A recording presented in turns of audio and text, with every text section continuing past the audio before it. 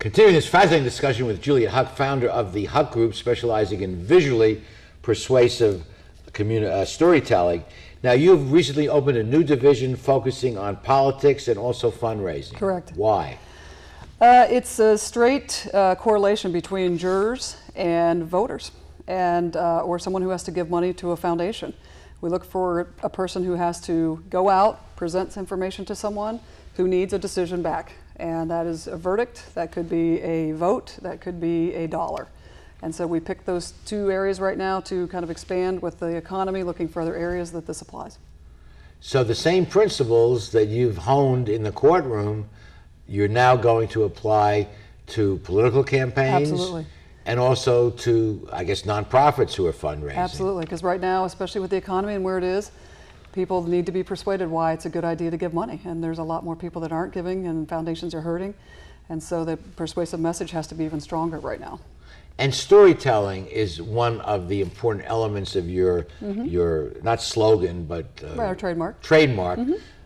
Tell us why storytelling is important. Well, you know, everybody, we're raised on stories. I mean, when you're first born, you're told stories. You're sung lullabies and you're told stories. And that's just an innate thing in us that everybody wants a good story. And Yes. if you can take your facts to make a great story, you also build your credibility.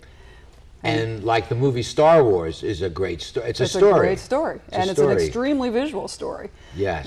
There's not the element of persuasion as much, but there is a attraction to that. And we, like I said, from babies, we're raised with books, with pictures that always lead us through something. They want to be led and constructed. It's got to be constructed in a way that brings you into it, and that's what's very important. The thought occurs to me that in the wrong hands, this can be very dangerous. Like a gun is neutral. Yes. It can be used for good, defending our country, or your self-defense, or for bad in a robbery or otherwise. These techniques are quite powerful, and in the wrong hands, they can be very dangerous. Right. Well, we have very powerful ethics, and one of the things that we really work hard on is working on the evidence, working on the facts, and trying to make sure that none of those things get skewed. It's always a fine line. You know, people say you can skew something, you know, or sway something, but basically the fact is a fact, and what we try to do is go in and put into pictures that people can just understand the facts. And attorneys have the same obligation. You can get disbarred for going into a courtroom and lying. That's right. In fact, it's an automatic disbarment. Right. So you have to have a fidelity to the facts, but on the other hand, even though there's that saying res ipsa loquitur, the facts speak for themselves, they really don't. Right. You have to interpret the facts, and different people can interpret the same facts in different ways. Right. You walk into a courtroom, there's no reality. That reality starts to be created by each side at the very minute you step in the door. A famous senator from New York once said, it's a great argument line when someone disagrees with you, he said, "You're entitled to your opinion, but not your facts." Yeah. But, okay, so this is a whole new area for you guys, fundraising and politics, and we'll look to see what kind of results. But tell me, you were a farm girl in Ohio. I can't get over the fact that a farm girl milking cows in Ohio winds up sitting in the courtroom of the United States of America versus Enron. It's mind-boggling. It's amazing. There's been moments in time between different cases I sit there and I'm amazed myself that I'm in that situation. My dad is a very, very simple, very eloquent the way he speaks, and I've got a lot of traits from how to simplify that information. And so I've learned a lot by just simple, basic, upbringing on, how to plant and what to do, and I'm pretty fortunate. And maybe you share a principle that we have here at Straight Talk, both in our TV show and also in our publication, The Straight Talk Reporter, that less is more.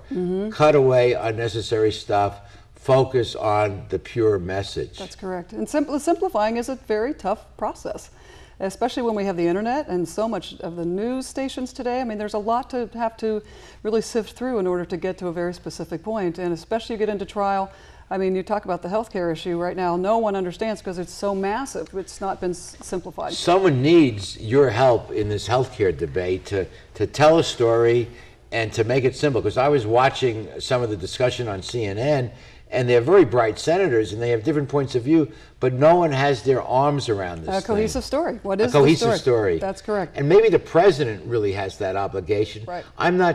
Do you think the president has yet done it? No, I don't think so. I voted for him. I'm very excited about him, but I sure wish I could get in front of him because it's not working. It's not working. Well, if someone on the staff is watching, we'll put the website up at the end of the segment.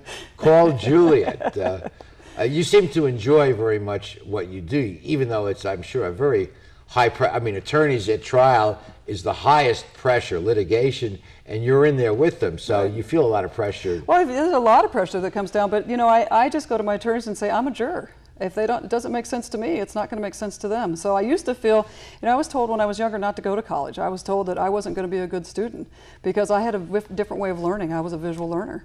And what's very interesting to me is now it's my power. It's when I come into the courtroom and I come in with them. If it doesn't make sense to me, I'm not stupid anymore. I'm actually the powerful one because it doesn't make sense to the common person. You've turned what might be considered a liability into a huge asset. Absolutely. I'm trying. Okay, we'll be back with the remaining portions of Straight Talk after these messages.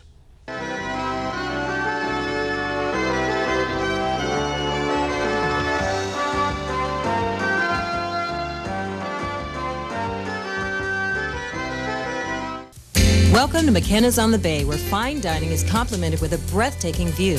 McKenna's is a restaurant of incredible ambiance, providing service and cuisine with style, class, and romance. The menu offers a variety of appetizers, serious seafood, prime steaks, an oyster bar, and specialty entrees for either lunch or dinner. McKenna's on the Bay features patio dining, nightly entertainment, and 2 banquet facilities. No matter what your occasion, McKenna's on the Bay is like being on vacation. Join us today at McKenna's on the Bay. Founded in 1976, Polly's Gourmet Coffee is Southern California's most complete gourmet coffee store. Polly's has the best tasting coffee, freshly roasted every day right in the store, plus a wide selection of teas, an in-house bakery, espresso bar, patio dining, and more. We also offer Wi-Fi, free internet access for all of our customers. Our nationwide clientele agree when it comes to coffee, there's only one name to remember, Polly's. 4606 East 2nd Street, welcoming you into Belmont Shore. How do you like your chances the rest of the way? I got no idea. But I do know that if we stay with Naples Rib Company, at least we won't go hungry. Coach, what do you think about some of those questionable calls tonight? Yeah, but if you want a sound call, I'd call Naples Rib Company. You can't miss on that call. Then Naples Rib Company is part of your game plan? There really is nothing more motivating than a great barbecue meal at Naples Rib Company. Victory or not, Naples Rib Company, great game plan. We're so glad you joined us for this fascinating show. And when you think about it, storytelling, that's how we do learn. One way is to learn by memorizing a bunch of rules, or thou shalt or shalt not. But another way to learn, and probably a more powerful way to learn, is telling stories that have messages. And you said that's how we learned as kids. That's right. Especially through the visual. Connect that visual to it because that retention goes right up. The visual and the storytelling makes it very visual, powerful. That's correct. Well, Julie, thank you so much for joining us, and we'll follow with interest what you do in the political side and the nonprofit fundraising, and you also ultimately want to get into with kids with disabilities. Absolutely, because I was just a poor learner, and it was only because of the format that I was learning in. And I think if there's children that have learning disabilities, it might just be that they need to be shifted over into a bit more visual format. Well, thank you for coming down from LA much. to be here with us in it. Long Beach, and it was a pleasure meeting you. You as well. Thanks so much. And thank you for joining us. Please be with us next week for the next edition of Straight Talk. Good night, everyone. Straight Talk has been brought to you by Southern California Edison, the Press Telegram, and Long Beach Magazine. And remember, Straight Talk is viewable worldwide 24/7 at straighttalktv.com.